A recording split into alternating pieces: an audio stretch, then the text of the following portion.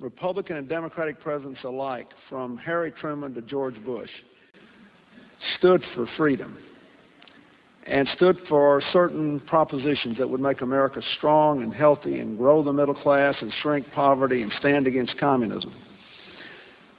And after 1989, President Bush said, and it's a phrase that I often use myself, that we needed a new world order. You were both in Skull and Bones, the secret society. It's so secret we can't talk about it. What does that mean for America? The conspiracy theorists are going to go wild. I'm sure they are. I don't know. I haven't seen the web. Number 322? First of all, he's not the nominee. And, look, I look forward... Are you prepared to lose? No, I'm not going to lose. You both were members of Skull and Bones, a secret society at Yale. What does that tell us? Not much, because it's a secret. We have before us the opportunity to forge for ourselves and for future generations a new world order, a world where the rule of law, not the law of the jungle, governs the conduct of nations. When we are successful, and we will be, we have a real chance at this new world order, an order in which a credible United Nations can use its peacekeeping role to fulfill the promise and vision of the UN's founders.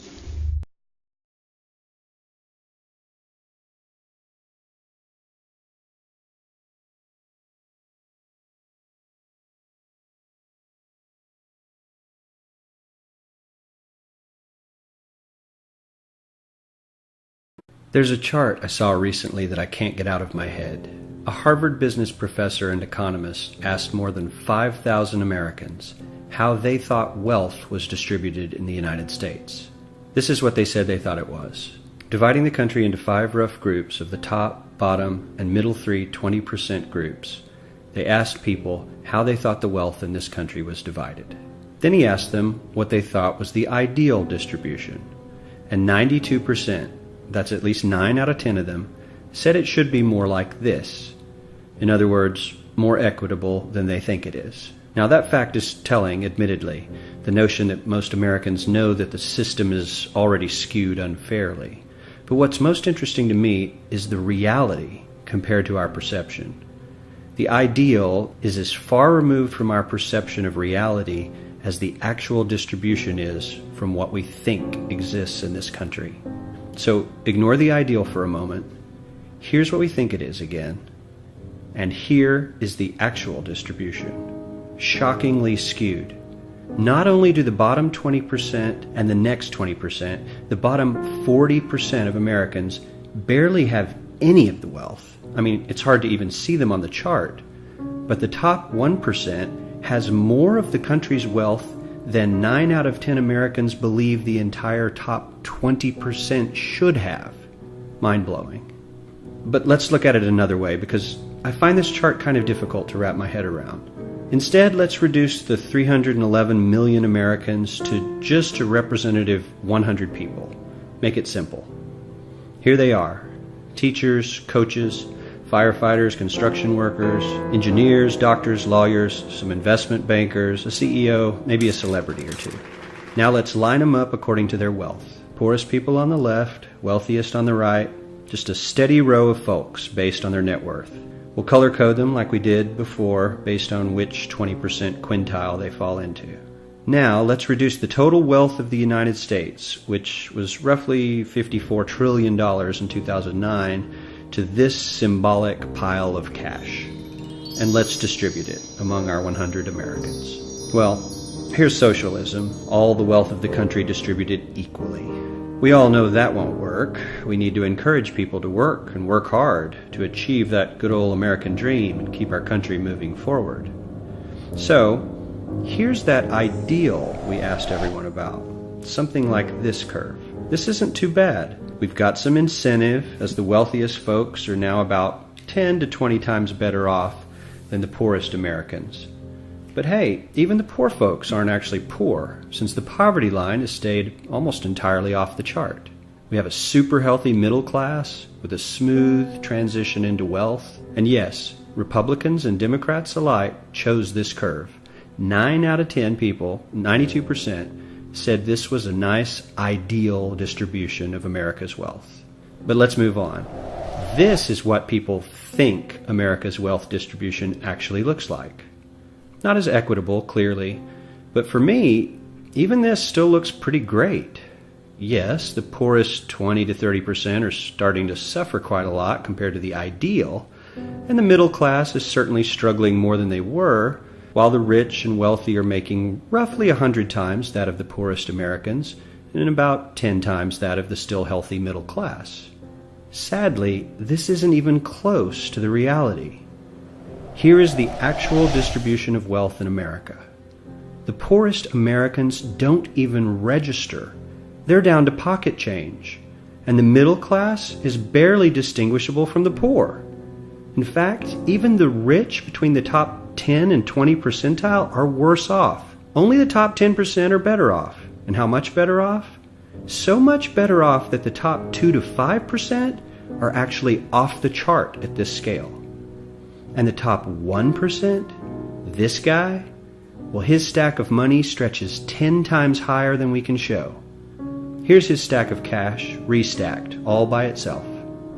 This is the top 1% we've been hearing so much about. So much green in his pockets that I have to give him a whole new column of his own because he won't fit on my chart. 1% of America has 40% of all the nation's wealth. The bottom 80%, 8 out of every 10 people, or 80 out of these 100, only has 7% between them. And this has only gotten worse in the last 20 to 30 years. While the richest 1% take home almost a quarter of the national income today, in 1976, they took home only 9%, meaning their share of income has nearly tripled in the last 30 years. The top 1% own half the country's stocks, bonds, and mutual funds. The bottom 50% of Americans own only 0.5% of these investments, which means they aren't investing. They're just scraping by. I'm sure many of these wealthy people have worked very hard for their money. But do you really believe that the CEO is working 380 times harder than his average employee? Not his lowest paid employee, not the janitor, but the average earner in his company. The average worker needs to work more than a month to earn what the CEO makes in 1 hour. We certainly don't have to go all the way to socialism to find something that is fair for hardworking Americans. We don't even have to achieve what most of us consider might be ideal. All we need to do is wake up and realize that the reality in this country is not at all what we think it is.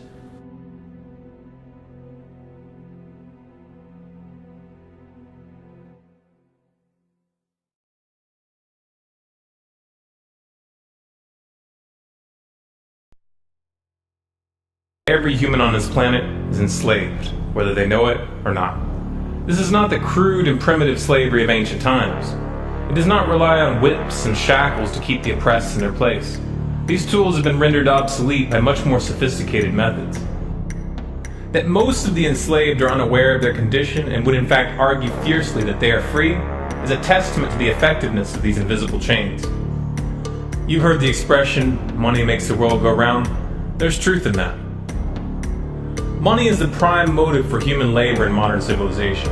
If you want food, shelter, and clothing, you must have money. And unless you're part of that tiny minority that has more money than they could ever spend in their lifetime, then you must work, beg, or steal for that money. That's why you get up in the morning and go to work, even if you hate your job. And that's why the specter of unemployment is more terrifying for most people than the prospect of spending 50 years of their life performing menial tasks within the confines of a fluorescent-lit cubicle. Of course, in Western countries, some are fortunate enough to have pulled away from the brink and do not live in fear that their basic needs will be met, at least for now. And yet they keep spinning the hamster wheel. Why is that? Could it be because money and the bling that it buys have become symbols of status and prestige?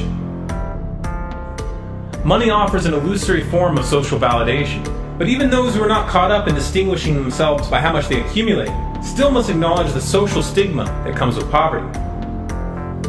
The combination of these primal motivators, the need for food, shelter, clothing, and social validation, is a very powerful force. It's enough to drive humans to engage in all forms of activity, even to the point of harming themselves or others in the process. The accumulation of money is therefore an accumulation of social and psychological power, and those who control the creation of money control this power at its source. So who controls the creation of money? Well, in the case of the US dollar, it's not the government. This shouldn't be an earth-shattering revelation. The fact that the Federal Reserve is a private institution owned by a cartel of the world's most powerful banks is quickly becoming common knowledge. Even the mainstream media doesn't deny it at this point. However, the full extent of what this means is only clear when you understand how the banking system really works. And unfortunately, this isn't something we're taught in school. Once you have it explained to you in simple terms, you'll understand why. Every dollar in circulation is loaned into existence by a bank. The process begins with the Federal Reserve when they loan out money to the US government and to other entities. You've probably heard this talked about before, especially in regards to the interest rate on those loans, which the Federal Reserve raises and lowers depending on economic conditions. But what's never talked about in the mainstream is the fact that the Fed isn't actually loaning out money that they have. They are merely typing those dollars into existence on a computer. You may be inclined to believe that this money is based on some physical backing like gold, but you would be mistaken. The Federal Reserve hasn't owned any gold since the 1930s. The Federal Reserve does not own any gold at all. We have not owned gold since 1934. So we have not engaged in any gold swaps. When the Federal Reserve loans money to the US government gives the Federal Reserve government bonds in exchange. These bonds are simply written promises to pay back the money that was loaned to them with interest through taxation.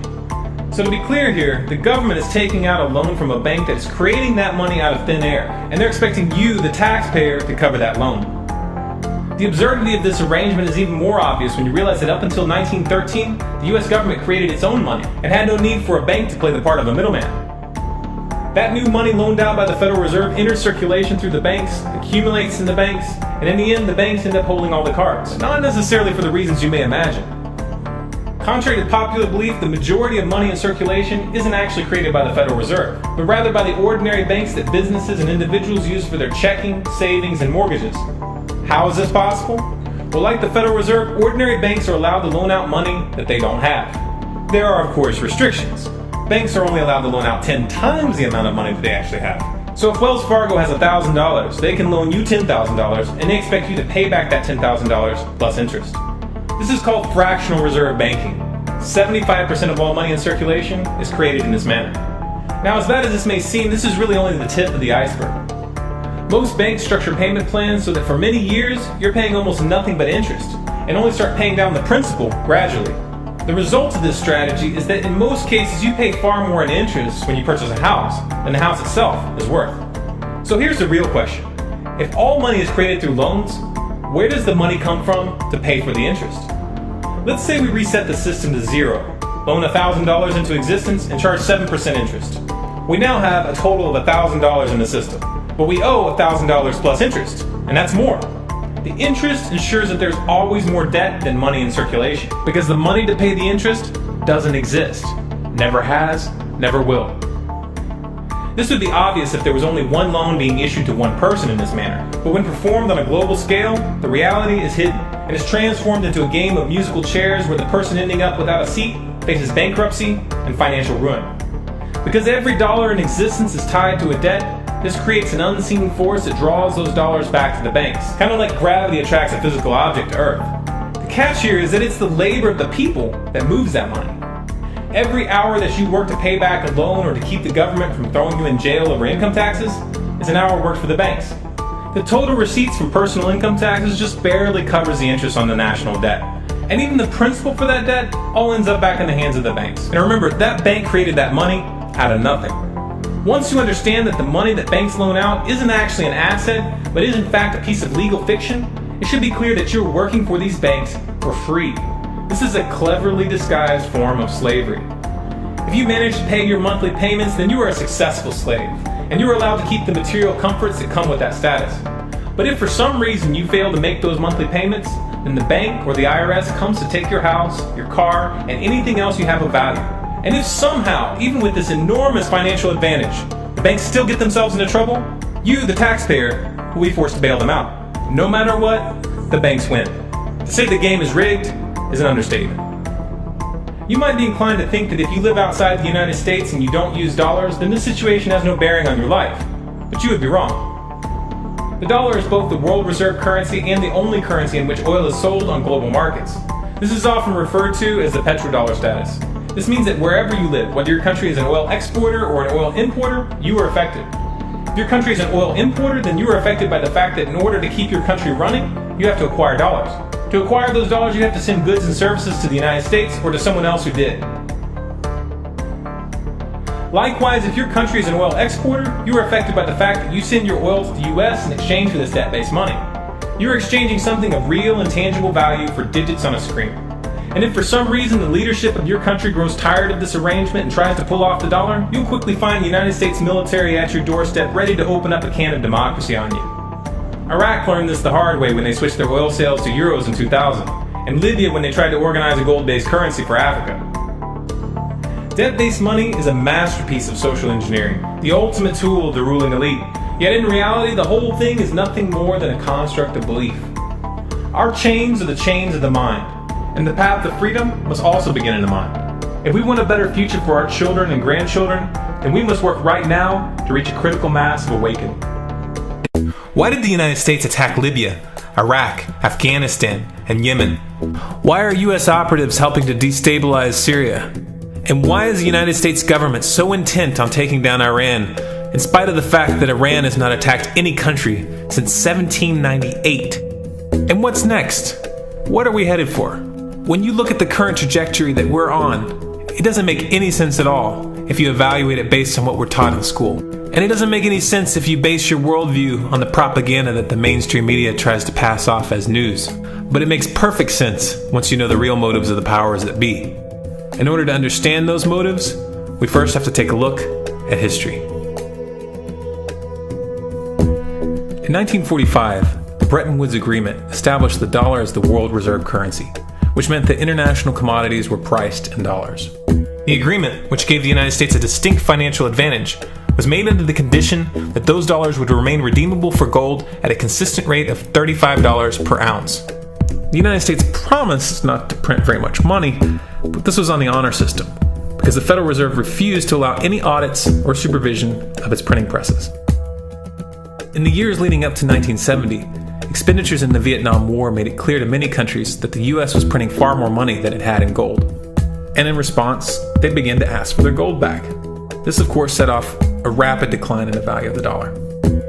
The situation climaxed in 1971 when France attempted to withdraw its gold and Nixon refused. On August 15th, he made the following announcement. I have directed the Secretary of the Treasury to take the action necessary to defend the dollar against the speculators. I have directed Secretary Connally to suspend temporarily the convertibility of the dollar into gold or other reserve assets, except in amounts and conditions determined to be in the interest of monetary stability and in the best interest of the United States. This was obviously not a temporary suspension, as he claimed, but rather a permanent default. And for the rest of the world who had entrusted the United States with their gold, it was outright theft. In 1973, President Nixon asked King Faisal of Saudi Arabia to accept only U.S. dollars as payment for oil and to invest any excess profits in U.S. Treasury bonds, notes, and bills. In return, Nixon offered military protection for Saudi oil fields.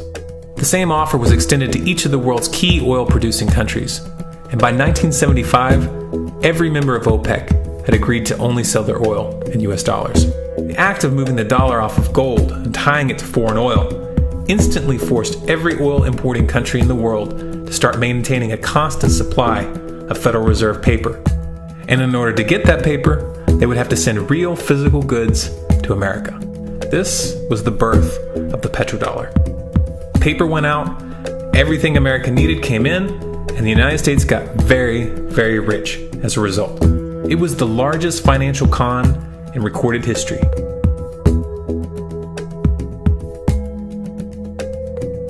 The arms race of the Cold War was a game of poker. Military expenditures were the chips, and the U.S. had an endless supply of chips. With the petrodollar under its belt, it was able to raise the stakes higher and higher, outspending every other country on the planet, until eventually U.S. military expenditures surpassed that of all other nations in the world combined. the Soviet Union never had a chance. The collapse of the communist bloc in 1991 removed the last counterbalance to American military might. The United States was now an undisputed superpower with no rival. Many hoped that this would mark the beginning of a new era of peace and stability. Unfortunately, there were those in high places who had other ideas. Within that same year, the U.S. invaded Iraq in the first Gulf War. And after crushing the Iraqi military and destroying their infrastructure, including water purification plants and hospitals, crippling sanctions were imposed which prevented that infrastructure from being rebuilt. These sanctions, which were initiated by Bush Sr. and sustained throughout the entire Clinton administration, lasted for over a decade and were estimated to have killed over 500,000 children. The Clinton administration was fully aware of these figures. We have heard that 500,000 children have died. I mean, that's more children than died in Hiroshima. And, you know, is the price worth it? I think this is a very hard choice, but we think the price is worth it. Miss Albright, what exactly was it that was worth killing 500,000 kids for? In November of 2000, Iraq began selling its oil exclusively in euros. This was a direct attack on the dollar and on U.S. financial dominance, and it wasn't going to be tolerated.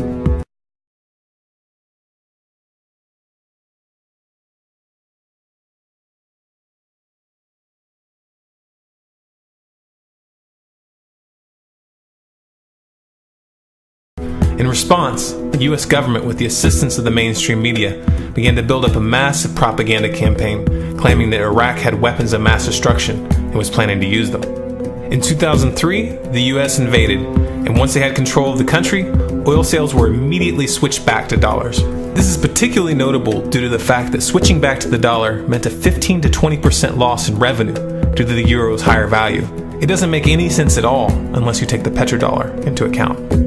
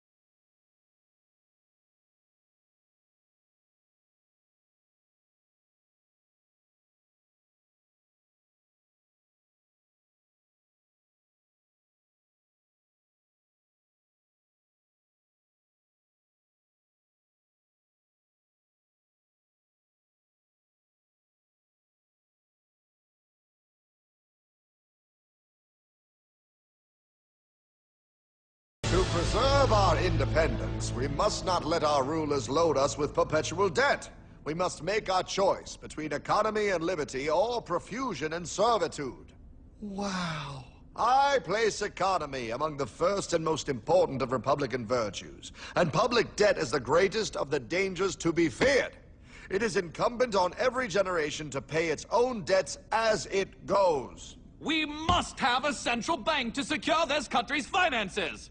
If the American people ever allow private banks to control the issue of their money, first by inflation and then by deflation, the banks and corporations that will grow up around them will deprive the people of their property until their children will wake up homeless on the very continent their fathers conquered. For we are opposed around the world by a monolithic and ruthless conspiracy that relies primarily on covert means for expanding its sphere of influence What's happening? Where am I? I believe perhaps you understand now, pal, but you are afraid. JFK. Hartman, what does this have to do with my house and my dog? Oh, okay, that's enough. I want to go home now. This is the last president to stand up to the Fed. You must see. On June 4, 1963, President Kennedy signed Executive Order 11110. This executive order empowered the U.S. Treasury to issue real money without the Fed. It would have worked. Kennedy's plan to dismantle the Federal Reserve machine had begun. 6 months later, John F. Kennedy went to Dallas and never returned. No way. No way they could do that. The new president, Lyndon Johnson, threw out Kennedy's order. And since JFK, no president has dared confront the secret powers behind the Federal Reserve. They consolidate bigger and bigger banks, print more and more money, accountable to no one, decimating our nation's wealth for the benefit of a few. Why? Why do this?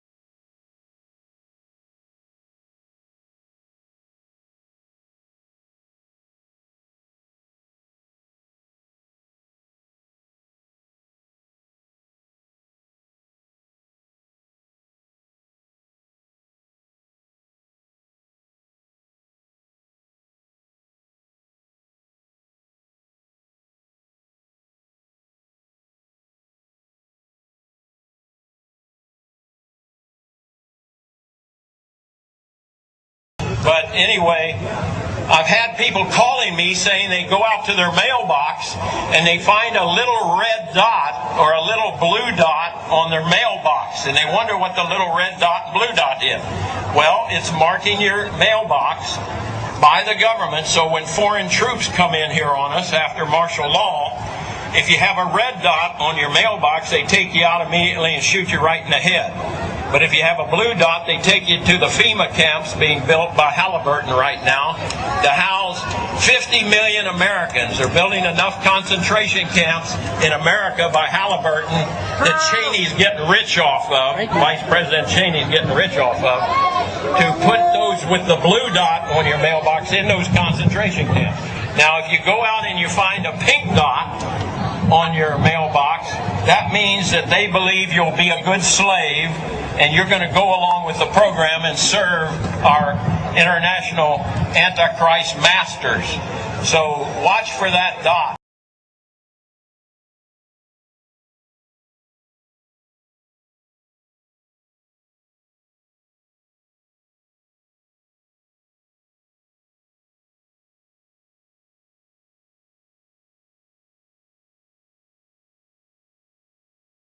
Have you heard that the Department of Homeland Security has purchased 1.6 billion rounds of ammunition last year? I mean, that's got to cost millions and millions of dollars. Correct me if I'm wrong, but isn't this country broke? I mean, you turn on the TV, you hear how we're laying off air traffic controllers, how people are going to die because of it. I mean, Harrison Ford is in a tizzy, and we're spending this much money on bullets? Do you know that 1.6 billion rounds of ammunition is enough to fight a 20-year war and still have bullets left over? My question is, who is the Department of Homeland Security planning to shoot? Do you realize that over the past couple of months, our government has tried to pass bills through Congress allowing them to arrest American citizens without due process, allowing them to kill American citizens without due process? An ad hoc legal approach for fighting terrorism.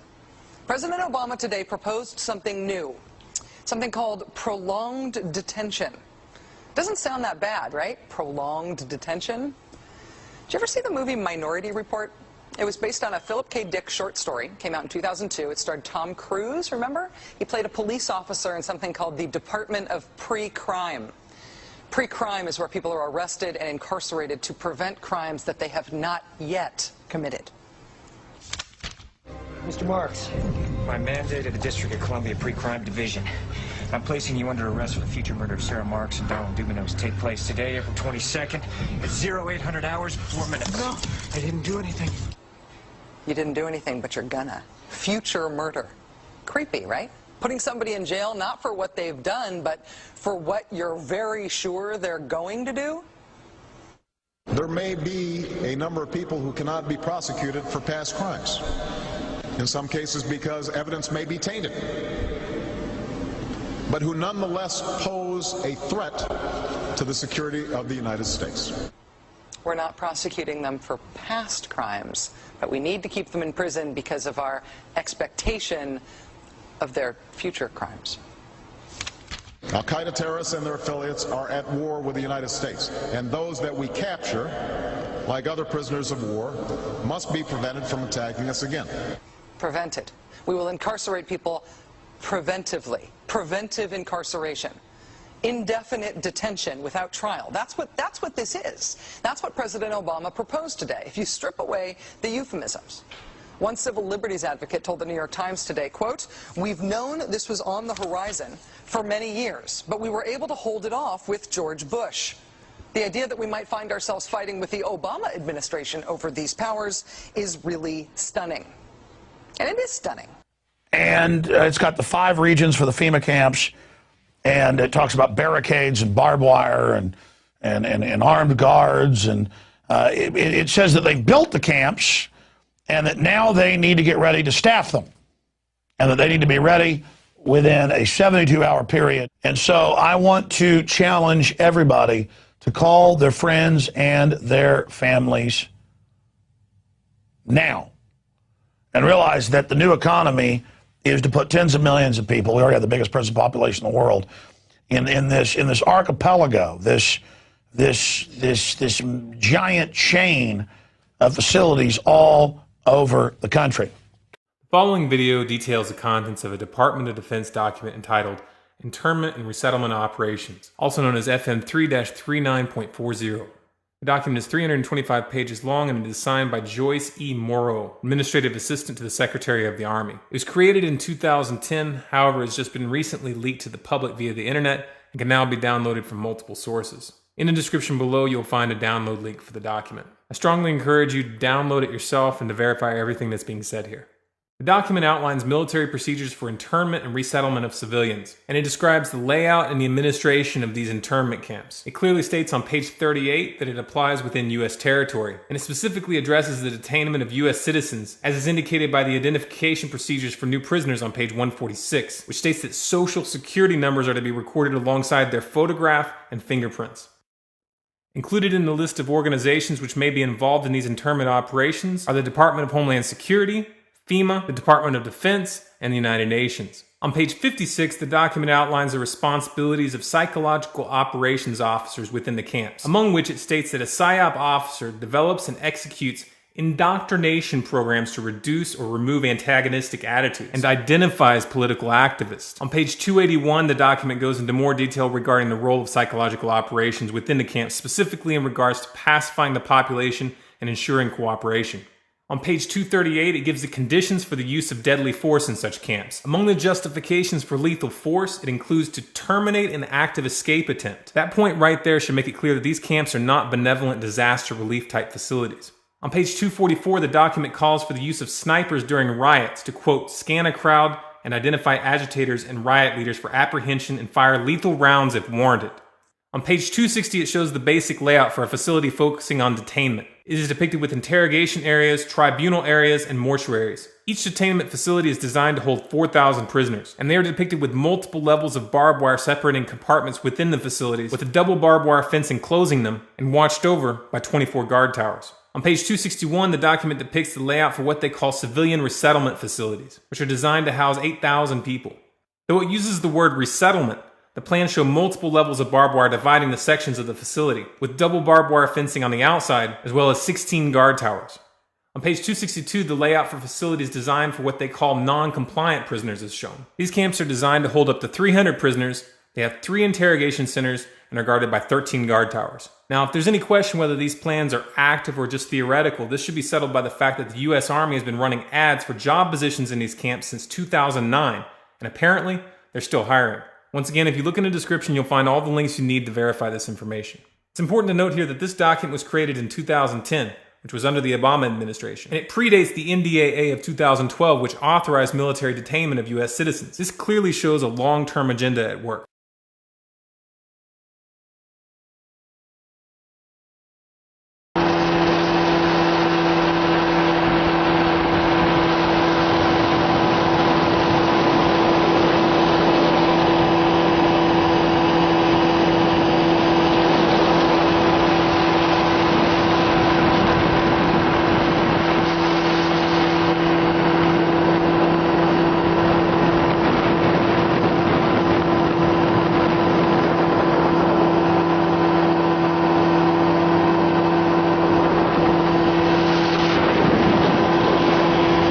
Listen to this, folks.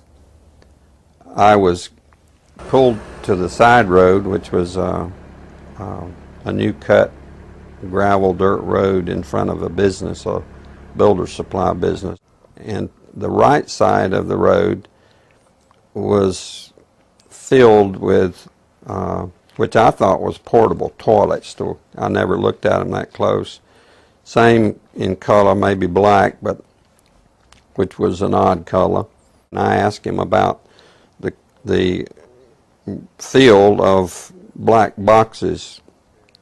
What were they? Because I'd never seen anything like that. And his statement was that if he told me, I would be one of few people in Madison, Georgia that knew about them.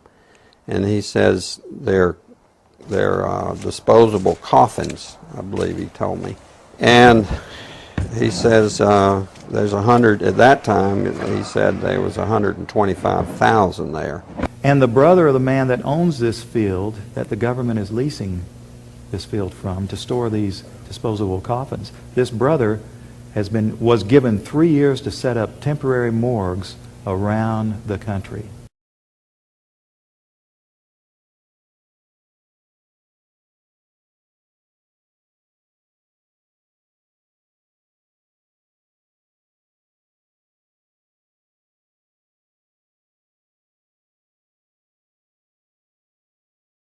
We now have a policy as exemplified by the FBI brochure from the on counterterrorism, which says people who are defenders of the U.S. Constitution against federal government and the UN and make numerous references to the U.S. Constitution should be monitored as potentially murderous and fanatical terrorists.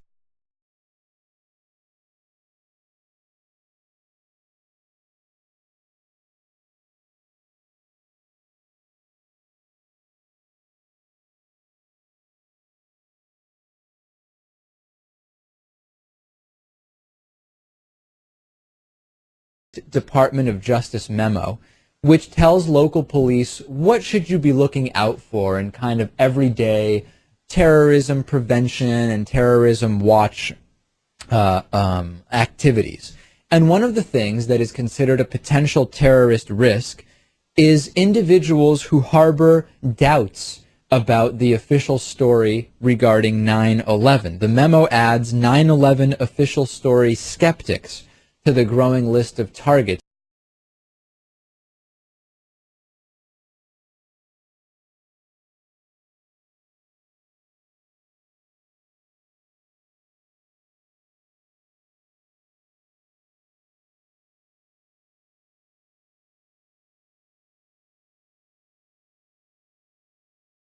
If you go outside the city of Atlanta, go east about 60 or 70 miles to the town of Elberton, and then go north on Highway 77 about 10 miles, you'll find off to the right what's called the Georgia Guidestones.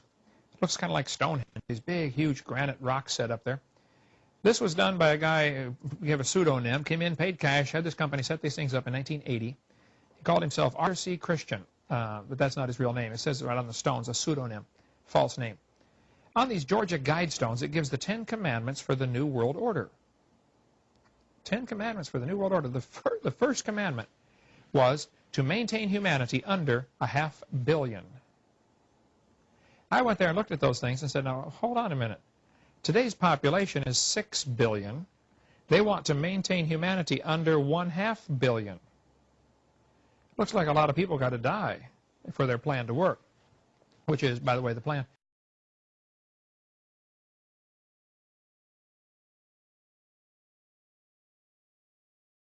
Jacques Cousteau said we'd have to eliminate 350,000 people a day. 1/3 of a million people a day would have to be eliminated to save Mother Earth. Bill Clinton said we need to reduce the population of the Earth to 1 billion. There are a lot of folks who would like to reduce the population of the Earth. The Bible command is quite the opposite.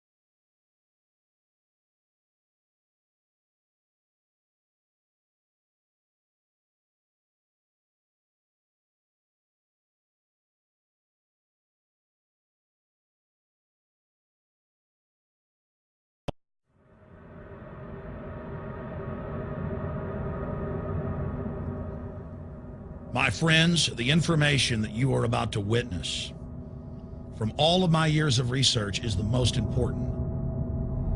It's been hidden in plain view the entire time. This is the ultimate secret, and it's about to be exposed.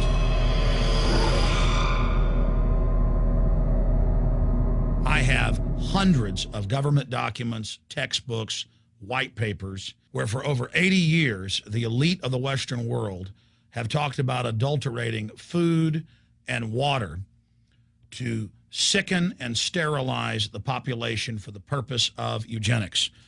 It's all covered in the book, Eco-Science, written by the White House science czar, John P. Holdren, where they talk about a planetary police state to carry out the forced sterilization. They also talk about covert systems in the water and food to sterilize the population. Now, this was written decades ago, before he was White House science czar. Now, suddenly, the stuff in this book is all over the news. They're selling it to the public as if it's a good thing. You see here before you what an average person would buy when they went shopping at the store. Not everything here is bad for you, but much of it has compounds and artificial chemicals that have been added that are extremely toxic and bad for your health. And they have known this the entire time, and they have approved them for use. Let's start with aspartame.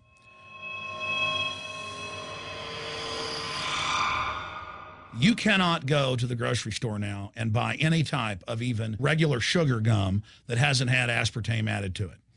In the 1970s, Searle tried to get it approved, and they couldn't. It took them 3 separate times because in their own studies with monkeys, large portions of them that were fed it died and contracted cancer. Now we have mainstream news articles, and the EU has done a major study finding lower birth weights, early birth, and yes, miscarriages from women that drink aspartame-laden soft drinks like Coke Zero. What is aspartame? It is the fecal matter of the E. coli bacteria. They took it and genetically engineered it. They can feed it toxic waste, and then it defecates aspartame. And it has so many bad health effects, it's just unspeakable.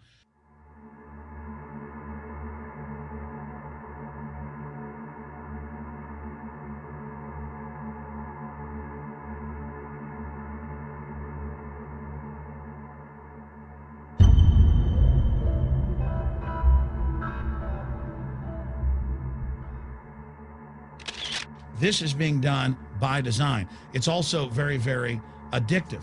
But let's just go ahead and move away from aspartame and talk about McDonald's and chicken McNuggets. Now, I remember a decade ago or so reading health advisories claiming that a form of plastic that's used in silly putty, basically a type of silicone, was in the chicken McNuggets, but also in many other TV dinners and other foods. It is illegal in every other nation in the world to add these chemicals to the food, but it's not in the United States. The big secret is all of this was done by design by the FDA.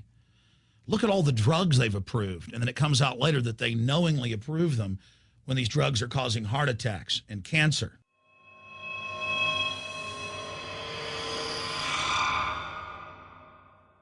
In the Nuremberg trials, it came out that the Nazis were adding sodium fluoride to the water supply in the labor camps and death camps to make the population more docile and controllable. There had been hundreds of university studies before Hitler even came to power. This is a form of forced medication. They admit that 1 part per million of sodium fluoride more than doubles the chance of bone cancer in boys and men. As the public became educated in the last few decades, the government and industry's response was to not just put it in water, but to start adding it to thousands of products like children's water that's mixed with their formula or with their cereal.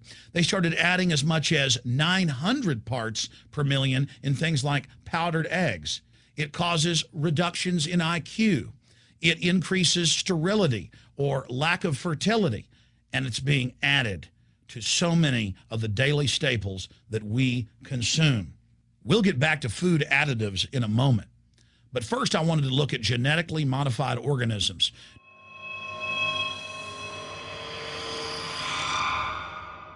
Did you know for many years the American people have been eating cloned beef and pork, and now they're expanding out into other forms of meat? Let's look at salmon first. Major university studies conclusively have proven that the type of genetically modified salmon that is actually a cross species, they've mixed other animal genes in with it, that when this fish is introduced with wild natural salmon, within 40 generations, all of the natural salmon are extinct. And the FDA approved this, and they're going to allow it to be released into the wild. That isn't even a salmon, it is a cross species chimera. It is a mixture like something out of the island of Dr. Moreau, something out of a nightmare.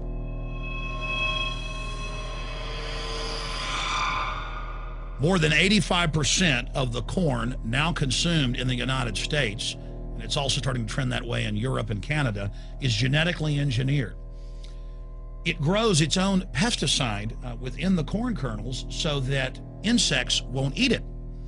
If the insects can't eat this and live, what do you think is going to happen when lab rats or humans eat it? We have literally hundreds of studies showing that not just Monsanto's, but other major GMO companies' corn, and that's the majority of corn we're now eating today in the United States, has been linked to organ failure in lab animals. The studies also show massive increases in sterility in rats and guinea pigs that are fed not just GMO corn, but GMO cotton seeds.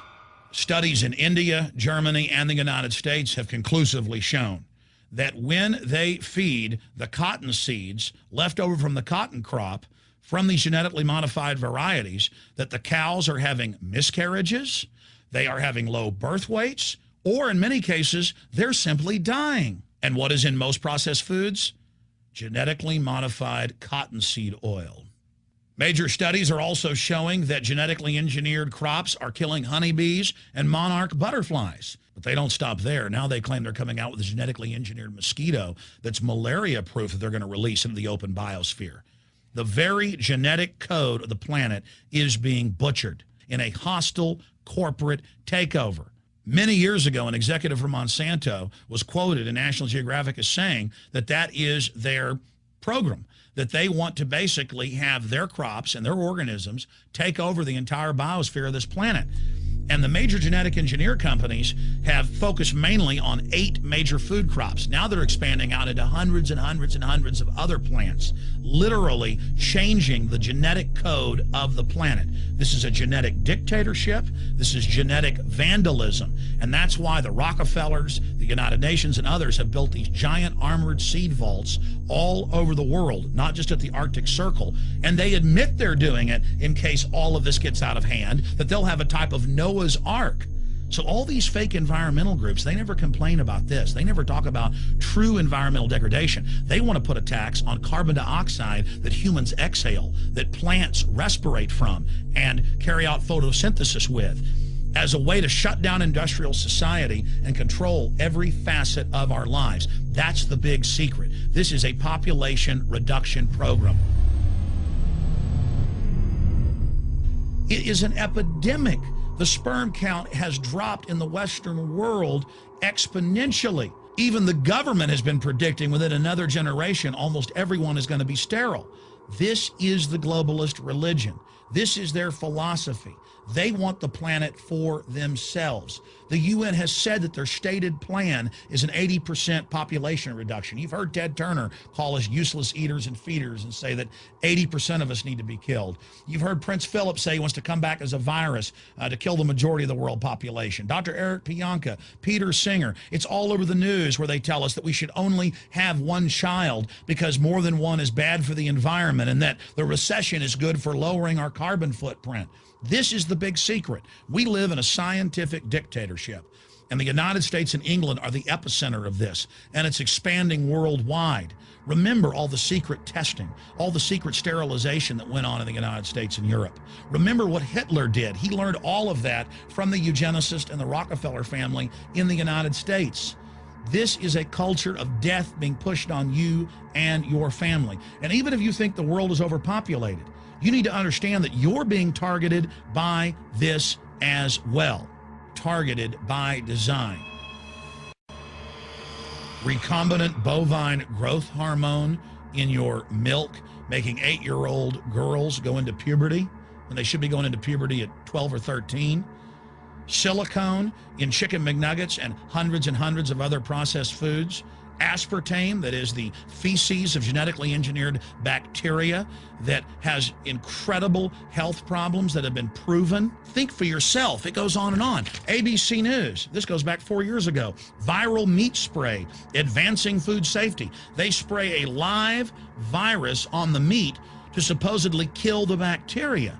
This is a live vaccine they spray on most of the meat you're consuming that you're buying from the store. It gets even worse.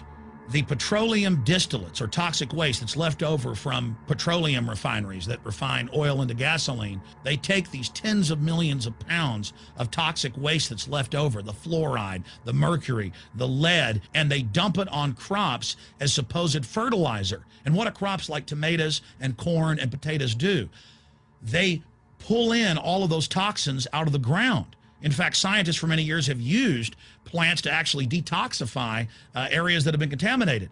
And those plants are pulling all of this up, and then you are eating it.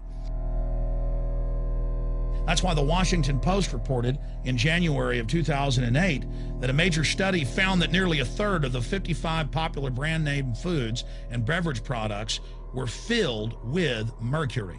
Despite the fact that the people of Europe for over 20 years have fought off all the genetically modified wheat and corn and other crops being planted in their nation, now the EU is buckled and is accepting it. The United States is literally a testing ground for all of this. It's just automatically approved.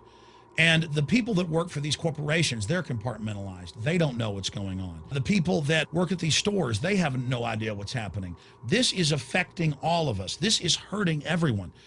Many different forms of cancer are growing by thousands of percentage points. Diabetes, all these different diseases. And in major studies, it's all been linked to the toxic additives that are in our food, our water. And I haven't even had time to get into MSG. I mean, I've interviewed brain surgeons, neurologists, scientists. I mean, it just devastates the brain. It's an excitotoxin. It destroys the liver, and it is in tens of thousands of products. We can say no. We can stand up. But if you've got a neighbor giving fluoride water to their baby, please go over and warn them. If you got a neighbor that's sitting there eating MSG-filled chips, one after the other, warn them. You've got a responsibility. If you know people that are feeding processed foods filled with GMO, warn them. And for God's sakes, don't give it to your own children. If you want to kill yourself, that's your own business. But don't hurt your children. Don't do this, ladies and gentlemen. There's been a bit of an uproar this past week due to Obama's signing of a recent bill that has become affectionately labeled the Monsanto Protection Act, or H.R. 933. So much so that it's led Senator Barbara Mikulski to publicly apologize for letting the provisions slip through. However, this is really only a small part of a much bigger pattern of corruption and collusion between Monsanto and the U.S. government. Senator Roy Blunt, a Republican from Missouri, who crafted the wording for H.R. 933, has been accused by Senator John Tester of having collaborated directly with Monsanto in the creation of the provision. This shouldn't be surprising considering that Monsanto is one of Blunt's top campaign contributors. Blunt also accepts contributions from the Crawford Group, a registered lobbyist for Monsanto. Now, the controversy in this bill is tied to Section 735, which is of course written in such a jumble of incomprehensible legalese that it's highly difficult to interpret. It's designed to make the eyes glaze over without registering that anything of significance has been stated. This is facilitated using a common legislative technique of referring to sections of a separate law, so that you have to go read the unintelligible fine print in that second document in order to understand what's actually being said. That second law in this case is the Plant Protection Act. In the description of this video, you'll find a link to both documents. Now, what Section 735 of H.R. 933 states is that if a plant is determined to be a biological pest and is therefore brought under regulation and restrictions which prevent it from being planted or transported within the U.S., the Secretary of Agriculture shall immediately grant a temporary permit or deregulation to any farmer, farm operator, or producer that requests it, regardless of what any other laws or courts may order. Now, the word genetically modified organism isn't mentioned here, and that's part of the skillful way that this was designed to slip through. Only someone who knows that by default genetically modified organisms are considered biological pests until they've been approved by the Department of Agriculture, and that they are reclassified as pests if shown unsafe, would understand the implications here. To distill this down to one sentence, if a farmer wants to grow a genetically modified plant that's been outlawed because it's been found to be harmful to the environment or human health, all they need to do is contact the Secretary of Agriculture, and they will be immediately issued a permit to cultivate these plants. Essentially, it makes it impossible to stop a genetically modified plant from being used in the United States, regardless of any laws or rulings that are made to outlaw them.